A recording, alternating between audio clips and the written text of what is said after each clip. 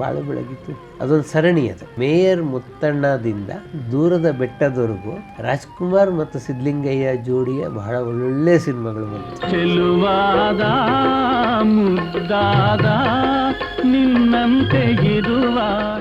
ರಾಜ್ಕುಮಾರ್ ಬರೀ double action ಮಾಡ್ತಿರ್ಲಿಲ್ಲ, ಆ ಬಯೋಗ್ರಫಿಯನ್ನೇ ತಗೊಂಡು ಮಾಡಿದ್ರು.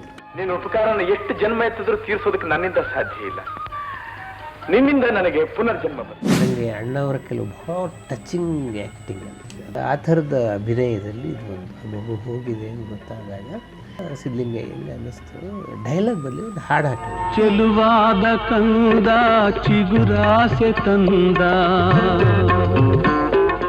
ಈ ರಾಜ್ ಕಪೂರ್ ಸಿನಿಮಾಗಳಲ್ಲೆಲ್ಲ ಹಿಂದಿ ಸಿನಿಮಾಗಳಲ್ಲಿ 60s ಹಿಂದಿ ಸಿನಿಮಾಗಳನ್ನು ನೋಡಿದ್ರೆ ಈ ಕೀಬೋರ್ಡು ಪ್ಲೇ ಮಾಡಿಕೊಂಡು ಹಾಡುವ ಹಾಡುಗಳು ಅಥವಾ ಪಿಯಾನೋ ಪ್ಲೇ ಮಾಡಿಕೊಂಡು ಇದು ಆ ಸಾಲಿಗೆ ಸೇರುವಂಥ ಹಾಡು. ಕಮಲದ ಹೂವಿಂದ ಕೆನ್ನೆಯ ಮಾಡಿದನು.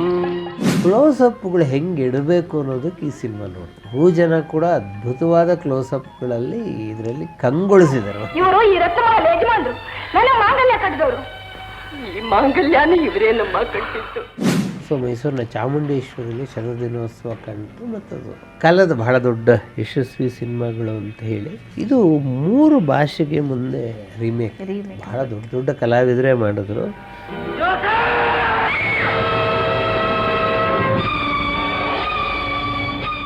ಸರ್, ಅಣ್ಣವರ ನೆಕ್ಸ್ಟ್ ಮೂವಿ ಬಾಳು ಬೆಳಗಿತ್ತು, ಸೂಪರ್ ಹಿಟ್ ಮೂವಿ.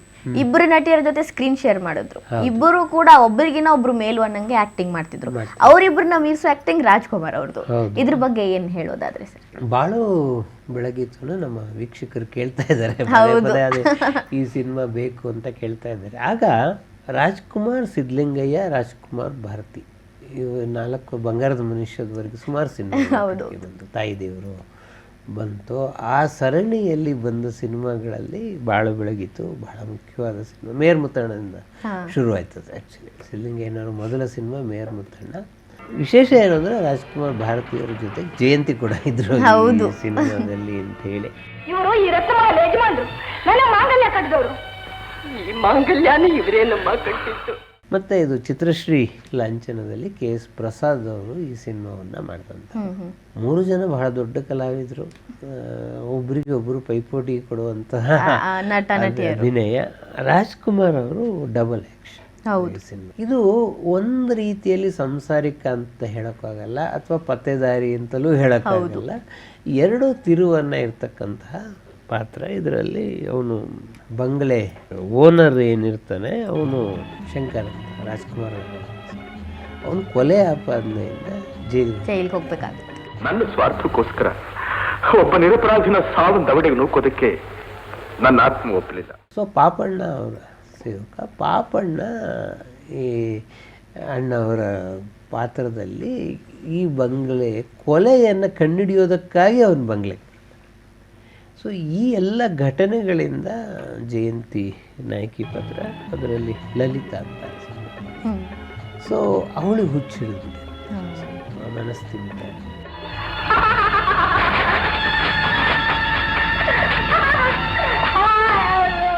ಅವಳನ್ನ ಹ್ಯಾಂಡಲ್ ಮಾಡಬೇಕು, ಅವಳನ್ನ ಸರಿ ಮಾಡಬೇಕು. ಇಷ್ಟರ ನಡುವೆ ಇವನು ಶಂಕರನಾಗಿ ಅಭಿನಯಿಸ್ತಾ ಇದ್ರು. ಶಂಕರ್ ಅಲ್ವಲ್ಲ, ಅಲ್ಲ, ಅವನು ಪಾಪಣ್ಣ. ಅವನದೊಂದು ಲವ್ ಟ್ರ್ಯಾಕ್ ಶುರು ಆಗುತ್ತೆ ಭಾರತೀಯರ ಜೊತೆಗೆ. ಅವರು ಮದುವೆ ಆಗ್ತಾರೆ. ಮದುವೆ ಆದಾಗ ಬಹಳ ಸೂಕ್ಷ್ಮವಾದ ಅದ್ಭುತವಾದ ಡೈಲಾಗ್ಗಳಿದೆ ಅದರಲ್ಲಿ. ನಿನ್ನ ಮುಟ್ಟಿ ಪ್ರಮಾಣ ಮಾಡಿ ಹೇಳ್ತಾ ಇದ್ದೀನಿ, ನಿನ್ನ ಯಜಮಾನಿಗೂ ಲಕ್ಷ್ಮಿಗೂ ಯಾವ ವಿಧವಾದ ಸಂಬಂಧವೂ ಇಲ್ಲ. ಬಹಳ ಸೂಕ್ಷ್ಮವಾಗಿ ಇವರು ಇದನ್ನೇ ಹ್ಯಾಂಡಲ್ ಮಾಡುವಂತಹ ಪರಿಸ್ಥಿತಿ ಇರುತ್ತೆ. ನಾವು ಅಷ್ಟೇ ಸರ್, ರಾಜ್ಕುಮಾರ್ ಅವ್ರನ್ನ ಡಬಲ್ ಶೇಡಲ್ಲಿ ನೋಡ್ಬೇಕಾದ್ರೆ, ಡಬಲ್ ಆಕ್ಟಿಂಗ್ ಅಲ್ಲಿ ನಮ್ಗೆ ಅರ್ಥ ಆಗೋದು ಅಲ್ಲ, ಇದು ರಾಜ್ಕುಮಾರ್ ಪಾತ್ರ ಅಲ್ಲ, ಇದು ಅಲ್ಲ, ಅಂದ್ರೆ ಯಾವ ಪಾತ್ರ ಯಾವ್ದನ್ನ ಮಾಡ್ತಿದ್ದಾರೆ ಅಂತ ಅಷ್ಟು ಕ್ಲಿಯರ್ ಆಗಿರ್ತಿತ್ತು. ಅವ್ರದ್ದು ಕನ್ಫ್ಯೂಸ್ ಮಾಡ್ತಾ ಇಲ್ಲ. ಡಬಲ್ ಆಕ್ಷನ್, ತ್ರಿಬಲ್ ಆಕ್ಷನ್, 9, 10 ಎಲ್ಲ ಮಾಡ್ತಾರೆ. ರಾಜ್ಕುಮಾರ್ ಬರೀ ಡಬಲ್ ಆಕ್ಷನ್ ಮಾಡ್ತಿರ್ಲಿಲ್ಲ, ಆ ಬಯೋಗ್ರಫಿಯನ್ನೇ ತಗೊಂಡು ಮಾಡಿದ್ರು.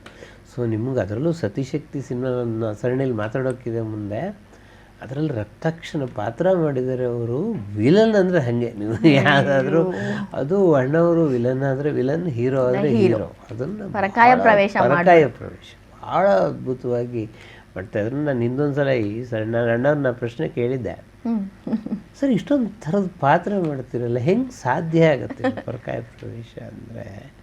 ಅವ್ರಿಗಿಲ್ಲ ಶ್ರೀಧರ್ ಮೂರ್ತಿಗಳೇ, ನಾನು ಯಾವ ಪಾತ್ರ ಮಾಡಿದ್ದೀನಿ, ಆ ಪಾತ್ರಗಳೇ ಎದುರಿಗೆ ಬಂದು ನಿಂತ್ಕೊಂಡ್ಬಿಡ್ತವೆ. ಎಷ್ಟು ದೊಡ್ಡ ನಾನು ಕನ್ನಡಿಲಿ ನೋಡಿದ ಹಾಗೆ ಅದನ್ನು ನೋಡ್ಕೊಂಡು ಮಾಡ್ತೀನಿ. ಚೆನ್ನಾಗಿ ಮಾಡಿದೆ ಅಂತ ಇಟ್ಕೊಳ್ಳಿ, ಬೆಂಚಪ್ಪರಿಸ್ತವೆ. ಕೆಡದಾಗಿ ಮಾಡಿದೆ ಅಂತ ಇಟ್ಕೊಳ್ಳಿ, ಕೆಕ್ಕರಿಸ್ಕೊಂಡು ನೋಡ್ತವೆ.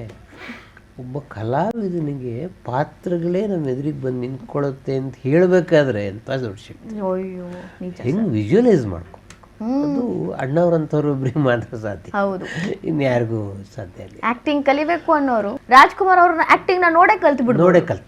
ಇದರಲ್ಲಿ ಶ್ರೀಕೃಷ್ಣದೇವರಾಯದಲ್ಲಿ ಸಣ್ಣ ಪಾತ್ರದ ಮೂಲಕ ಪ್ರಭಾಕರ್ ಅಣ್ಣವ್ರ ಜೊತೆ ಗಮನಿಸಿದ್ರು. ಇದರಲ್ಲಿ ದೊಡ್ಡ ಪಾತ್ರದ ಮೂಲಕ ಅಣ್ಣವರ ತಂಡಕ್ಕೆ ಬಂದು ಪ್ರಭಾಕರ್ ಬಂದಿದ್ದು ಭಾಳ ಬೆಳಗಿತು ಮೂಲಕ. ಕೇವಲವಾದ ನಾಯಿ ಇಷ್ಟು ಪೊಗರು. ಆಮೇಲೆ ಅಣ್ಣವ್ರದ್ದೊಂದು ಟೀಮ್ ಇದೆ, ನಿಮ್ಗೆ ತೂಗುದೀಪ ಶ್ರೀನಿವಾಸ, ಬಾಲಕೃಷ್ಣ, ನರಸಿಂಹರಾಜು. ಸೊ ಇವ್ರ ಜೊತೆಗೆ ಪ್ರಭಾಕರ್ ಕೂಡ ಮುಂದೆ ಸೇರಿಕೊಂಡ್ರು. ಮುಂದಿನ ಎಲ್ಲ ಸಿನಿಮಾಗಳಲ್ಲಿ ಕೂಡ ಪ್ರಭಾಕರ್ ನಿಮ್ಗೆ ಇದ್ದೇ ಇರ್ತಾರೆ ಅಣ್ಣವರ. ದ್ವಾರಕೀಶ್ ಪಾತ್ರ ಸರ್ ಈ ಬಾಳು ಬೆಳಗಿತ್ತು ಅಲ್ಲಿ. ಹೌದು ಹೌದು, ಕಾಮಿಡಿ. ಅದು ಒಂಥರ ಬಹಳ ಹಾವಭಾವ, ಅಂಗಚೇಷ್ಟೆ ಏನೂ ಇಲ್ಲದೆ ಕ್ಷಣಕ್ಕೆ ಕಚಗುಳಿ ಇಡ್ತಕ್ಕಂತಹ. ಇದೆಲ್ಲ ಅಂಡರ್ ಗ್ರೌಂಡ್ ಅಲ್ಲಿ ತಂದಿರೋದು, ನೋ ಡೂಪ್ಲಿಕೇಟ್. ಅಪ್ಪ ನೀನು ಅಷ್ಟೇ ಸರಿಯಾಗಿ ಬಗಳು. ಬೇಬಿ ರಾಣಿ ಇದರಲ್ಲೊಂದು ಪಾತ್ರ ಮಾಡ್ತಾರೆ, ಅದು ಚಿಕ್ಕ ಹುಡುಗಿಯ ಪಾತ್ರವನ್ನು ಮಾಡಿದ್ದಾರೆ. ಸೊ ಹಂಗೆ ನಾವು ಈ ಬೇಬಿ ಇಂದ್ರ, ಬೇಬಿ ರೇಖೆ ಎಲ್ಲ ಭಾಳ ಪ್ರಸಿದ್ಧರು. ಅಂದರೆ ಈ ಬೇಬಿ ರಾಣಿ ಬಗ್ಗೆ ಅಷ್ಟೊಂದು ನಮ್ಮಲ್ಲಿ ಡೀಟೇಲ್ಸ್ ಇಲ್ಲ. ಅವರು ಆಮೇಲೆ ಸಿನಿಮಾನು ಬಹಳ ಬೇಗ ಬಿಟ್ಟರು ಅವರು. ಆ ಬೇಬಿ ರಾಣಿ ಬಹಳ ಒಳ್ಳೆಯ ಪಾತ್ರವನ್ನು ಮಾಡಿದಂಥ ಸಿನಿಮಾಗಳಲ್ಲಿ ಇದು ಒಂದು. ನಮ್ಮ ಸಹಜವಾಗಿಯೇ ವಿಜಯ ಭಾಸ್ಕರ್ ಅವರ ಸಂಗೀತ ನಿರ್ದೇಶನದಲ್ಲಿ ಅತ್ಯುತ್ತಮ ಹಾಡುಗಳಿರ್ತಕ್ಕಂತಹ ಸಿನಿಮಾಗಳಲ್ಲಿ ಒಂದು ಚಿ ಉದಯಶಂಕರ್ ಅವರ ಸಾಹಿತ್ಯ. ಒಂದು ಹಾಡು ಮಾತ್ರ ಇದರಲ್ಲಿ ವಿಜಯ ನರಸಿಂಹ. ವಿಜಯ ನರಸಿಂಹ ಬಹಳ ಇಂಟ್ರೆಸ್ಟಿಂಗ್. ಅದು ಆ ಹಾಡು ಹುಟ್ಟಿದ್ದು ಕೂಡ ಒಂದು ಭಾಳ ವಿಶಿಷ್ಟ ಸಂದರ್ಭದಲ್ಲಿ. ಬಂಗ್ಲೆಗೆ ಅವನು ಬರುವ ಅನಿವಾರ್ಯತೆ ಇದೆ, ಇಲ್ಲಿ ಪತ್ತೇದಾರಿ ಕೆಲಸ ಮಾಡಬೇಕಾಗಿದೆ. ಅವನು ಮಗುವಿಗೆ ಹುಷಾರಿಲ್ಲ, ಮಗುವಿನ ಬಿಟ್ಟು ಬರೋಕ್ಕಾಗಲ್ಲ, ಹೋಗಲೇಬೇಕು ಅಂದಾಗ ಅವಳು ಹೇಳ್ತಾಳೆ, ಇಲ್ಲ ಇದೊಂದು ರಾತ್ರಿ ನೀವು ಇಲ್ಲಿ ಕಳೀಬೇಕು ಅಂದರೂ ಅವನು ಹೋಗಲೇಬೇಕಾಗತ್ತೆ. ವಾಪಸ್ ಬರೋದಕ್ಕೆ ಮಗು ಸತ್ತೋಗಿರುತ್ತೆ. ಒಂದು ಭಾಳ ದೊಡ್ಡ ದುರಂತ. ನನಗೆ ಅಣ್ಣವರ ಕೆಲವು ಭಾಳ ಟಚಿಂಗ್ ಆ್ಯಕ್ಟಿಂಗ್.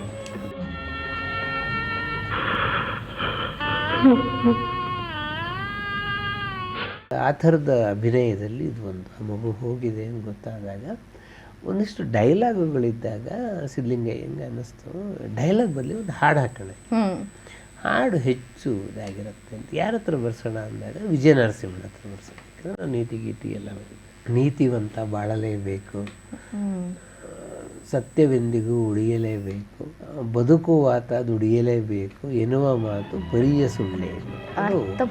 ಬಹಳ ಅರ್ಥಪೂರ್ಣ. ನೀತಿವಂತ ಬಾಳಲೇಬೇಕು, ಆಳಾಗಿ ದುಡಿಯುವ ಅರಸಾಗಿ ಮೆರವ, ಎರಡೂ ಬಗೆಯನ್ನು ನೀನೇ ತಗೊಂಡು ಬಂದಿದೆ. ಕಣ್ಣೆರಡರಂತೆ ಹೆಣ್ಣೆರಡ ಕೊಟ್ಟೆ, ಈ ಬಗೆಯ ಪಾತ್ರ ನೀ ತಂದುದೆ. ಕಣ್ಣೊಂದ ಅಳಿಸೆ ಇನ್ನೊಂದ ನಗಿಸೆ, ಇದರಲ್ಲಿ ನೀ ತೋರೋ ದಯವೇನಿದೆ ಅಂತ. ಭಾಳ ಚೆನ್ನಾಗಿದೆ ಹಾಡಿನ. ಈ ಎರಡು ಬಗೆ ವೇಷ ನೀ ನೀಡಿದೆ. ಕೊನೆಗೆ ನಂಗೆ ಇದರಲ್ಲಿ ಒಂದು ಬಹಳ ಇಂಟ್ರೆಸ್ಟಿಂಗ್, ಭಾಳ ಚೆನ್ನಾಗಿ ಅಬ್ಸರ್ವ್ ಮಾಡಿದ್ರೆ ಗೊತ್ತಿಲ್ಲ, ಈ ಹಾಡು ಬರುತ್ತಲ್ಲ ಕೊನೆಗೊಂದು ಇದು ನೆಗೆಟಿವ್ ಆಗಿ ಬರುತ್ತೆ. ಅಂದರೆ ಇದಕ್ಕೆ ನೀತಿವಂತ ಸತ್ಯ ಎಲ್ಲಿ ಉಳಿಯತ್ತೆ ಅಂತೇಳಿ. ಬಟ್ ಈ ಸಿನಿಮಾ ಕ್ಲೈಮ್ಯಾಕ್ಸಲ್ಲಿ ಅವರು ಕೊನೆಗೆ ಗೊತ್ತಾಗತ್ತೆ, ಅವರಿಬ್ಬರು ಸೇರ್ತಾರೆ. ಆಗ ಇದು ಸತ್ಯವೆಂದು ಉಳಿಯುತ್ತೆ ಅಂತ ಇದನ್ನು ಚೇಂಜ್ ಮಾಡಿ ಲಿರಿಕ್ಸನ್ನು ಟೈಟ್ಲ್ ಇನ್ನೊಂದ್ಸಲ ಹಾಡಿಸ್ತಾರೆ. ಅದು ಚೆನ್ನಾಗಿದೆ, ಒಂಥರ ಅದ್ಭುತವಾದಂತಹ ಪ್ರಯೋಗ ಇದು. ಸತ್ಯವೆಂದು ಉಳಿಯಲೇಬೇಕು. ಆಮೇಲೆ ಆ ಕಾಲದಲ್ಲಿ ಇದು ನಮ್ಮಪ್ಪ ತುಂಬ ಹೇಳೋರು ಈ ಹಾಡಿನ ಬಗ್ಗೆ. ಉದಯಶಂಕರ್ ಬರೆದಿರೋ ಹಾಡಿದ್ದು. ಈ ಗಂಡ ಹೆಂಡತಿ ಹೊಸದಾಗಿ ಮದುವೆ ಆಗಿರ್ತಾರೆ, ಅದು ಮೊದಲನೇ ಮಗು ನಿರೀಕ್ಷೆ ಮಾಡ್ತಾ ಇರ್ತಾರೆ ಅಂತ ಇಟ್ಕೊಳ್ಳಿ. ಆಗ ಗಂಡಾಗಲಿ ಅಂತ ಗಂಡ ಹೇಳ್ತಾನೆ, ಹೆಣ್ಣಾಗಲಿ ಅಂತ ಹೆಂಡತಿ ಹೇಳ್ತಾಳೆ, ಅಥವಾ ಹೆಣ್ಣಾಗಲಿ ಅಂತ ಗಂಡ ಹೇಳ್ತಾರೆ, ಗಂಡಾಗಲಿ ಅಂತ ಹೆಂಡತಿ ಹೇಳ್ತಾಳೆ. ಅದೊಂದು ಚರ್ಚೆ. ಇದು ಎಲ್ಲ ಕುಟುಂಬದಲ್ಲೂ ಆಗುವ ಚರ್ಚೆ. ಅದಕ್ಕೊಂದು ಬಹಳ ಅದ್ಭುತವಾದ ಹಾಡನ್ನು, ಚೆಲುವಾದ ಮುದ್ದಾದ ನಿನ್ನಂತೆಗಿರುವ ಹೆಣ್ಣಾಗಲಿ ಆ ಮಗುವಿಂದ ಮನೆಗೆಲ್ಲ.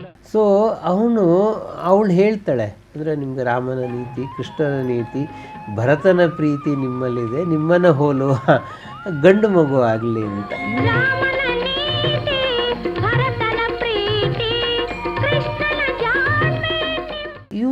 ಇವಳನ್ನು ಹೇಳಿ ಈ ಥರದ ಹೆಣ್ಣು ಮಗು ಆಗಲಿ ನನಗೆ ಅಂತ ಹೇಳಿ ಇದು 2 ಚರಣ ಹಿಂಗೆ ಹೋಗುತ್ತೆ. 3ನೇ ಚರಣ ಏನಾಗುತ್ತೆ ಅಂತಂದರೆ, ಏತಕ್ಕೆ ವಾದ ನಮ್ಮಲ್ಲಿ ಭೇದ, ಹೇಳುವೆ ಬಾರೆ ಏನಾಗುವುದು, ಅವಳಿ ಜವಳಿ ಗಂಡು ಹೆಣ್ಣು ಎರಡೂ ಕೈಗೆ ಒಂದೊಂದು ಅಂತೇಳಿ. ಅವಳಿ ಜವಳಿ ಹೆಣ್ಣು ಗಂಡು ಎರಡು ಕೈಗೆ.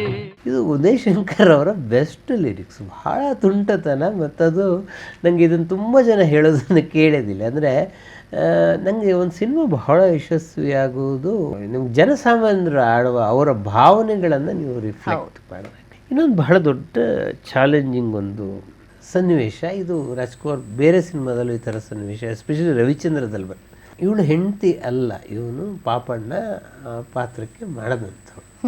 ಆದರೆ ಜಯಂತಿ ಹತ್ರ ಹಂಗೆ ಹೇಳೋ ಹಾಗೆ, ಯಾಕೆಂದ್ರೆ ಅವಳ ಆರೋಗ್ಯ ಸರಿ ಹೋಗುತ್ತೆ.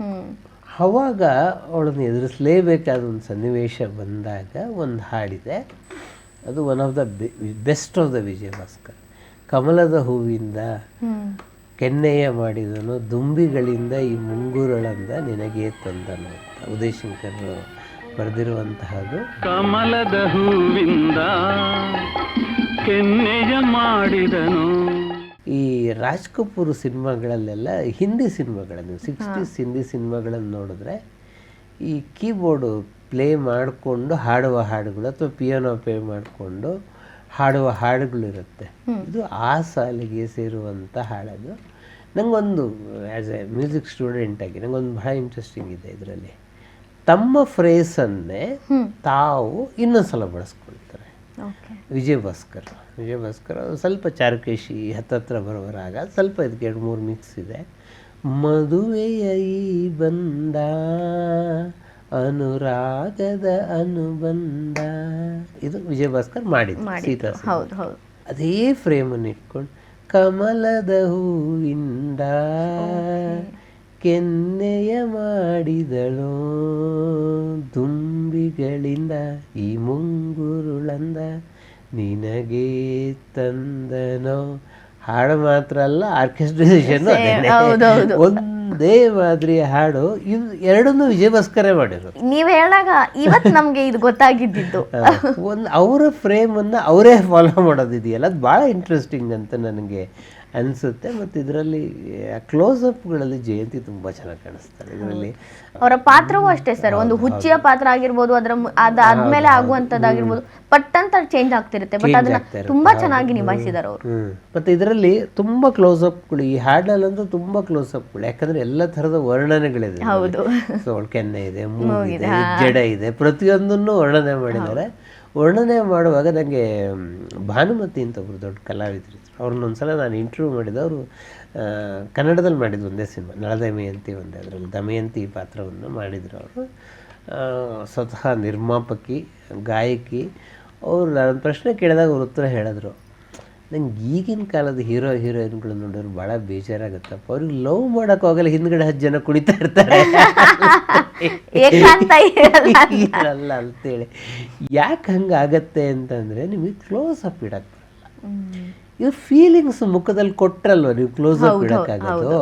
ಸೊ ನಿಮ್ಮ ಪ್ರೇಕ್ಷಕರ ಅಟೆನ್ಷನ್ ಡಿಸ್ಟರ್ಬ್ ಮಾಡೋದಕ್ಕೋಸ್ಕರ ಹಿಂದ್ಗಡೆ ಕುಣಿತಾ ಇರ್ತಾರೆ, ಯಾಕಂದ್ರೆ ಇವರಿಂದ ನಮ್ಗೆ ಎಕ್ಸ್ಪ್ರೆಷನ್ ಸಿಗ್ತಾ ಇಲ್ಲ ಅಂತೇಳಿ. ಆದರೆ ಜಯಂತಿ ಆಗಲಿ, ಭಾರತಿ ಆಗಲಿ, ಕಣ್ಣಲ್ಲಿ ಅಭಿನಯಿಸ್ತಾ ಇದ್ದಂಥ ನಟಿಯರು ಬಹಳ. ಈ ಸಿನಿಮಾ ಅಂತೂ ಸೊ ಇಬ್ಬರು ಅದ್ಭುತ ಅಭಿನಯದಲ್ಲೂ ಜಯಂತಿ ಮತ್ತು ಭಾರತಿ. ಸೊ ಜಯಂತಿ ಕೇಳ್ತಾಳೆ, ಅಂದರೆ ನೀವು ಮತ್ತೆ ಹಳೆ ಚಾಳಿಗೆ ಬಿದ್ದಿದ್ದೀರಾ, ಹಾಗೆ ಮಾಡ್ತಾ ಇದ್ದೀರಾ ಅಂತ. ಇವನು ಅದನ್ನು ಟ್ಯಾಕಲ್ ಮಾಡಬೇಕು. ಅವಳು ಎಲ್ಲೋ ಹೋಗ್ಬಿಟ್ಟಿರ್ತಾಳೆ ಭಾರತಿ, ಮತ್ತು ಇವನಿಗೆ ವಾಪಸ್ ಸಿಗ್ತಾಳೆ. ಆಮೇಲೆ ಅವಳಿಗೆ ಅದು ಅರ್ಥ ಆಗತ್ತೆ ಗಂಡ ಮಾಡಿದಾಗ. ಅವಳು ಈ ಕೊಲೆಯ ಕೇಸನ್ನು ಬಿಡಿಸೋದ್ರಲ್ಲಿ ಬಹಳ ಮುಖ್ಯವಾದ ಪಾತ್ರವನ್ನು ವಹಿಸ್ತಾಳೆ. ಅಲ್ಲಿಂದ ಭಾರತೀಯ ಆ ಸನ್ನಿವೇಶಗಳನ್ನು ಭಾರತಿ ಬಹಳ ಅದ್ಭುತವಾಗಿ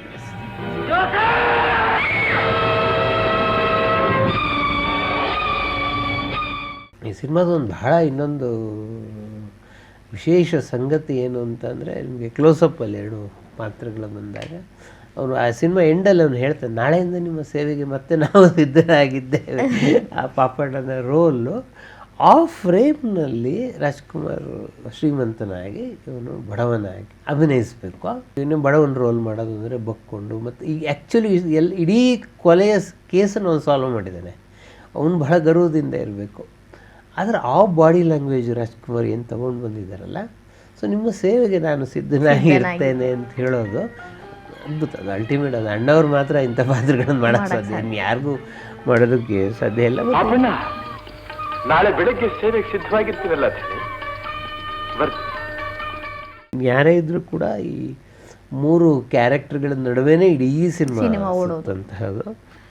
ಇದರಲ್ಲಿ ಭಾರ್ಗವ ಸಹ ನಿರ್ದೇಶಕರು ಸಿದ್ಧಲಿಂಗಯ್ಯ. ಆಮೇಲೆ ಭಾರ್ಗವ ಅಣ್ಣವ್ರ ಸಿನಿಮಾಗಳು ಮಾಡಿದ್ರು ಅವರು. ಆ್ಯಕ್ಚುಲಿ ಭಾರ್ಗವನು ಹೇಳಿದ್ದಾರೆ ಇದನ್ನು, ಕ್ಲೋಸಪ್ಗಳು ಹೆಂಗೆ ಇಡಬೇಕು ಅನ್ನೋದಕ್ಕೆ ಈ ಸಿನಿಮಾ ನೋಡಬೇಕು. ಜನ ಕೂಡ ಅದ್ಭುತವಾದ ಕ್ಲೋಸಪ್ಗಳಲ್ಲಿ ಇದರಲ್ಲಿ ಕಂಗೊಳಿಸಿದ್ದಾರೆ. ಮತ್ತೆ ಇನ್ನೇನು ಅವರ ಅಭಿನಯ ಕ್ಲೋಸಪ್ಪಲ್ಲಿ ನೋಡೋದಕ್ಕೆ. ಹೌದು. ಮತ್ತು ಸಹಜವಾಗಿ ಇದು 3 ಜನ ಇದರಲ್ಲಿ ಕ್ಯಾಮ್ರಾಮ್ಯಾನ್ಗಳಿರ್ತಕ್ಕಂಥದ್ದು. ಚಿಟಿಬಾಬು ಇದ್ದಾರೆ, ಮಾಂಡ್ರೆ ಅವರಿದ್ದಾರೆ, ರಾಮಕೃಷ್ಣರಾವ್, 3 ಜನ ಕ್ಯಾಮ್ರಾಮನ್. ಅವಾಗ ಹಿಂದೆಲ್ಲ ಏನಾಗ್ತಿತ್ತು ಅಂತಂದರೆ ಕೆಲವು ಶಾರ್ಟ್ಗಳಿಗೆ ಕೆಲವು ಸ್ಪೆಷಲಿಸ್ಟ್ ಇರೋರು. ಈಗ ನಿಮ್ಮ ಕಸ್ತೂರಿ ನಿವಾಸಕ್ಕೂ 3 ಜನ ಕ್ಯಾಮ್ರಾಮನ್, ಹಂಗೆ 3 ಜನ ಒಟ್ಟೊಟ್ಟಿಗೆ ಮಾಡಿ ಆ ಸಿನಿಮಾವನ್ನು ಶ್ರೀಮಂತ ಅಂದರೆ ನಮಗೆ ಹೆಸರು ಬರಬೇಕು ಅನ್ನೋದಿಲ್ಲ, ಒಟ್ಟು ಸಿನಿಮಾ ಅದ್ಭುತವಾಗಿ ಬರಬೇಕು ಅಂತ ಹೇಳಿ ಮದ್ರಾಸ್ನಲ್ಲಿ ಒಂದು ಕಾಲದಲ್ಲಿ 16 ಸ್ಟುಡಿಯೋಗಳಿತ್ತು. 16 ಸ್ಟುಡಿಯೋದಲ್ಲಿ ಸಾಮಾನ್ಯಕ್ಕೆ ನಿಮ್ಗೆ AVM ಎಲ್ಲರಿಗೂ ಗೊತ್ತಿದೆ, ಜೆಮಿನಿ ಎಲ್ಲರಿಗೂ ಗೊತ್ತಿದೆ, ರೇವತಿ, ಭರಣಿ ಇವೆಲ್ಲ ದೊಡ್ಡ ದೊಡ್ಡ ಸ್ಟುಡಿಯೋಗಳು. ಕೆಲವು ಚಿಕ್ಕ ಸ್ಟುಡಿಯೋಗಳಿದ್ವು. ಚಿಕ್ಕ ಸ್ಟುಡಿಯೋಗಳು ಕನ್ನಡಕ್ಕೆ ಎಟಕವು. ಅದರ ಫಿಲಮ್ ಸೆಂಟ್ರ್ ಒಂದು. ಕನ್ನಡದಲ್ಲಿ ಸ್ವಲ್ಪ ಜಾಸ್ತಿ ಸಿನಿಮಾಗಳಾದ ಸ್ಟುಡಿಯೋ ಶಾರದಾ ಸ್ಟುಡಿಯೋ. ಈ ಬಾಳ ಬೆಳಗಿತು ಪೂರ್ತಿ ಶಾರದಾ ಸ್ಟುಡಿಯೋದಲ್ಲಾಗಿದೆ. ಶಾರದಾ ಸ್ಟುಡಿಯೋ ವಿಶೇಷ ಏನು ಅಂತಂದರೆ ಮನೆ ಸೆಟ್ ಇದರಲ್ಲಿ ಬಹಳ ಅದ್ಭುತವಾಗಿ ಶಾರದಾ ಸ್ಟುಡಿಯೋ ಸೆಟ್. ಹೌದು 2 ಮನೆ, 2 ಥರದ ಮನೆ, ಒಂದು ದೊಡ್ಡ ಶ್ರೀಮಂತರ ಮನೆ, ಒಂದು ಬಡವರ ಮನೆ. ಅದು ಬಹಳ ಅದ್ಭುತವಾಗಿ ಇತ್ತು. ಸೊ ಮೈಸೂರಿನ ಚಾಮುಂಡೇಶ್ವರಿಯಲ್ಲಿ ಶತದಿನೋತ್ಸವ ಕಂಡು, ಮತ್ತು ಅದು ಕಾಲದ ಬಹಳ ದೊಡ್ಡ ಯಶಸ್ವಿ ಸಿನಿಮಾಗಳು ಅಂತ ಹೇಳಿ ಇದು 3 ಭಾಷೆಗೆ ಮುಂದೆ ರೀಮೇಕ್ ಬಹಳ ದೊಡ್ಡ ಕಲಾವಿದರೇ ಮಾಡಿದ್ರು.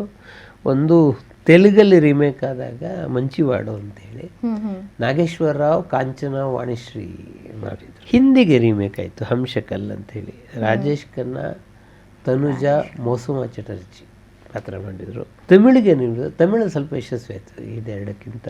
ಉರುಕು ಒಂಜಿಯಪ್ಪನ್ ಅಂಥೇಳಿ MGR, ವಾಣಿಶ್ರೀ, ಒನ್ನಿರಡೈ ನಿರ್ಮಲ. ಒನ್ನಿರಡೈ ನನಗೊಂದು ಬಹಳ ವಿಶೇಷ ನೆನಪಿದೆ. ನನಗೆ RNR ಅವಾರ್ಡ್ ಬಂದಾಗ ನಾನು ಒನ್ನಿರಡೈ ನಿರ್ಮಲ ಒಂದೇ ಸ್ಟೇಜಲ್ಲಿ ಅವಾರ್ಡ್ ತಗೊಂಡ್ವಿ. ಅಲ್ಲಿವರೆಗೂ ಒನ್ನಿರಡೈ ನಿರ್ಮಲ ಅನ್ನೋ ಹೆಸರು ಮಾತ್ರ ಕೇಳಿದ್ದೆ. ನಾನು ಅವ್ರನ್ನ ಮೊದಲನೇ ಸಲ ಭೇಟಿ ಮಾಡಿದ್ದು ಅವಾರ್ಡ್ ಫಂಕ್ಷನ್ನಲ್ಲೇ. ಶಂಕರ್ನಾಗ್ ಜೊತೆ ಕರಿನಾಗ ಅಂತ ಸಿನಿಮಾ ಮಾಡಿದ್ದಾರೆ, ಕನ್ನಡದಲ್ಲೂ ಮಾಡಿದ್ದಾರೆ. ತಮಿಳಲ್ಲಿ ಬಹಳ ದೊಡ್ಡ ಒನ್ನಿರಡೈ ನಿರ್ಮಲ ಬಹಳ ದೊಡ್ಡ ಕಲಾವಿದೆ. ನನಗೆ ಅವ್ರು ಎಷ್ಟು ಡೌನ್ ಟು ಅರ್ತ್ ಇದ್ರು ಅನ್ನೋದು ಬಹಳ ನನಗೆ ನೆನಪಾಗುವಂತಹ ಸಿನಿಮಾ. ಹಾಗೆ ಬಾಳು ಬೆಳಗಿತು ಅದೊಂದು ಸರಣಿ. ಅದು ನಮಗೆ ಮೇಯರ್ ಮುತ್ತಣ್ಣದಿಂದ ದೂರದ ಬೆಟ್ಟದವರೆಗೂ ರಾಜ್ಕುಮಾರ್ ಮತ್ತು ಸಿದ್ಧಲಿಂಗಯ್ಯ ಜೋಡಿಯ ಬಹಳ ಒಳ್ಳೊಳ್ಳೆ ಸಿನಿಮಾಗಳು ಬಂತು ಆ ಸರಣಿಯಲ್ಲಿ. ಸೊ ಆ ಸರಣಿಯಲ್ಲಿ ಬಾಳು ಬೆಳಗಿತು ಕೂಡ ಬಹಳ ಮುಖ್ಯವಾದ ಸಿನಿಮಾ. ನೀತಿವಂತ ಬಾಳಲೇಬೇಕು